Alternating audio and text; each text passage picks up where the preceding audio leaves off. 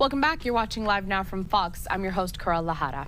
I want to start my time at the desk with bringing some big breaking news from over the weekend, actually. Take a look at this, a tweet from the Los Angeles Times here saying Claudia Sheinbaum, a U.S. educated scientist turned politician, was elected Sunday as Mexico's first female president, shattering gender barriers in a country known for a culture of machismo and high rates of violence against women. I want to get a full breakdown on this historic decision from Fox News correspondent William Lajeunesse.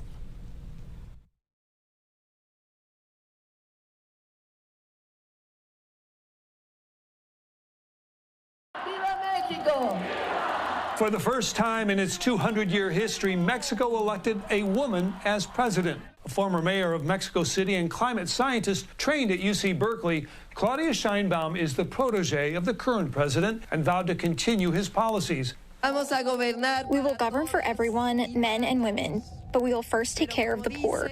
We will be austere and corruption won't come back. But for the U.S., it's about two things: trade and immigration. Officials here will watch closely to see if Mexico reduces its flow of migrants, with a likely member of her cabinet suggesting Mexico needs to do a better job of controlling its southern border. Mexico, probably more than any other country, can either undermine or strengthen the U.S.'s border and migration policy. Sheinbaum may also take a harder stance on human trafficking and the drug cartels than her predecessor, whose hugs not bullets policy pushed homicides near record levels. Sheinbaum has the mandate to do it, getting almost 60% of the vote, twice the support of her nearest competitor. I see a Mexico with a lot of pain and violence. I wished her that she can solve the great problems of our people. Sheinbaum also becomes the first Mexican president of Jewish descent. Her grandparents were immigrants from Eastern Europe. In Los Angeles, William Lajeunesse, Fox News. Thank you to William Lajeunesse for that report, but I want to dive into this topic a little further. So next, I'd like to bring into the conversation Gustavo Flores-Macias. He's a political professor at Cornell University, also an expert on Latin American politics. Gustavo, good to have you. Nice to meet you. And I'd like you to start by just maybe continuing to talk about the historical significance of this decision. Absolutely, and thank you for having me. This is truly an historic election in the sense that it's the first time that a female president is elected in Mexico.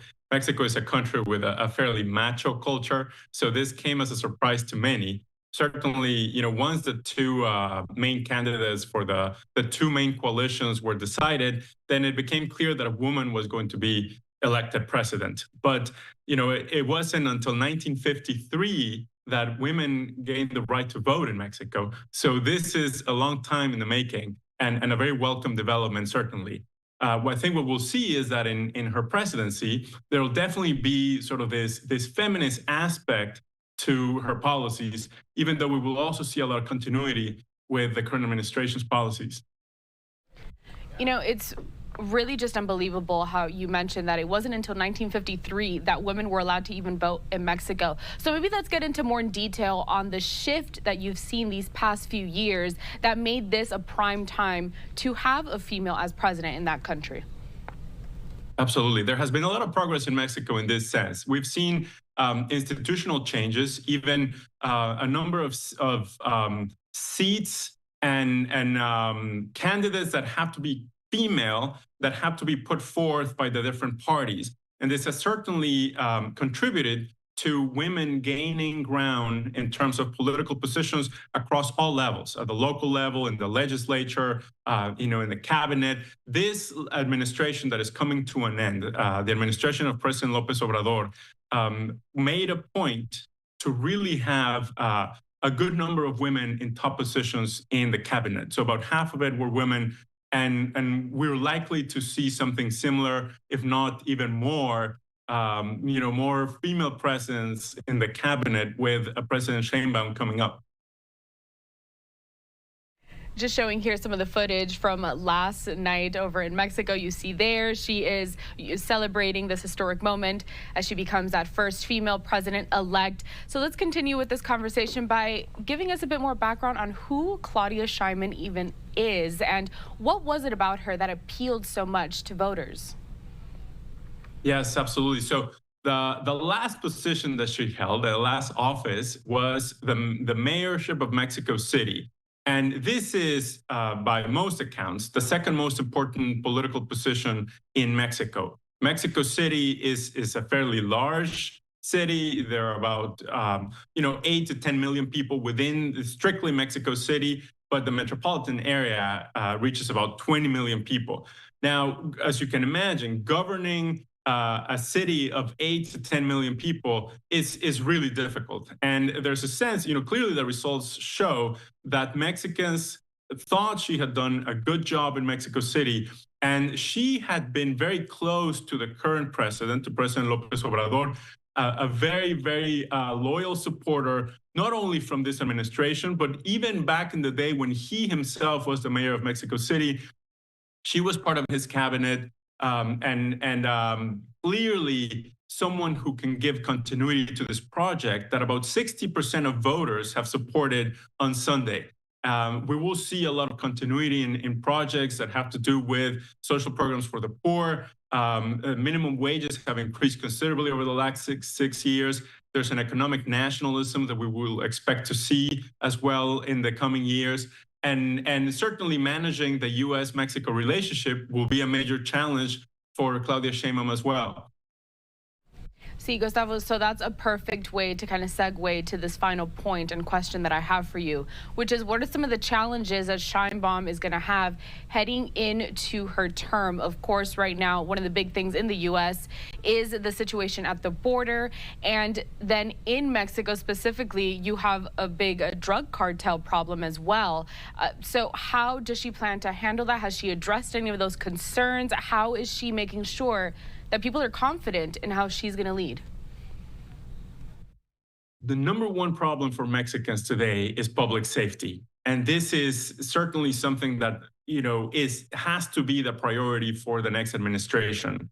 It is true that within this administration, the levels of violent crime remain fairly high, but we've seen a declining trend since this administration began about 6 years ago. So President Sheinbaum is expected to continue with this declining trend, but Mexicans need for this trend to decline much faster than it has over the last 6 years.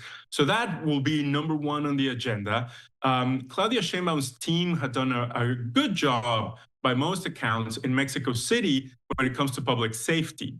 And it's very possible that the person who was the public safety secretary in Mexico City would become the public safety secretary at the national level as soon as she takes office. So we should expect to see some results on this front, but it'll be interesting to see whether there is a real change in the policy over the since 2006. So it's been several administrations now that have adopted this policy of involving the military, heavy military presence in law enforcement. And this is unlikely to change, but what we might see under Claudia Sheinbaum's administration is sort of a softer side, perhaps making more emphasis on civilian law enforcement, on professionalizing the police, and investing in the judiciary, which will be really important. And then, Gustavo, I am going to give you one final thought here. Anything that you think our viewers need to know about this historic election in Mexico? Maybe something we didn't touch on. Absolutely. We have a key moment. We have an election in November in the U.S., and now we know who the president will be in Mexico. The bilateral relationship is a tricky one, and depending on who wins in November, Claudia Sheinbaum will have to navigate that relationship. One key moment in the relationship has to do with what was NAFTA before, now the U.S.-Mexico-Canada agreement, that will be up for renegotiation or reevaluation and potentially renegotiation. And that's something that we should keep our eyes on, because that's an area that, even though it's not strictly immigration, it's not strictly public safety, it can serve as an area that can give a lot of leverage to affect change when it comes to immigration policy, when it comes to public safety. So we'll see how that works out. It really will depend on who wins the election in November, but we should expect Claudia Sheinbaum on the Mexican side to be fairly pragmatic. So much still to look forward to. Gustavo Flores-Macias, professor of politics over at Cornell University. We appreciate your time here at Live Now from Fox and your expertise. We'll be sure to speak with you again soon as we follow Sheinbaum throughout her term. Thank you for having me. All right, I do want to give everybody just a look at some of the reaction because, again, big moment over in Mexico. Take a look at this, a tweet from our Vice President Kamala Harris saying, "Congratulations to President-elect Claudia Sheinbaum of Mexico on your historic victory. I am looking forward to working with you to further strengthen the U.S.-Mexico partnership, from economic growth and national security to addressing the root causes of migration." And then we also have more reaction here from Justin Trudeau saying, "Congratulations to Mexico's President-elect Claudia Sheinbaum on a historic win. Our free trade agreement is the envy of the world and the result of a strong, mutually beneficial relationship." It goes on to say, "I look forward to strengthening that relationship with you to create more prosperity for Canadians and Mexicans alike." And then we do have a readout from President Biden and a conversation that he had with the president-elect. To take a look at this. Here from the White House, it says, "President Joe Biden called President-elect Claudia Sheinbaum of Mexico today to congratulate her on her historic electoral victory to become the next president of Mexico. The president also expressed his congratulations to the Mexican people for the success of their free and fair electoral process.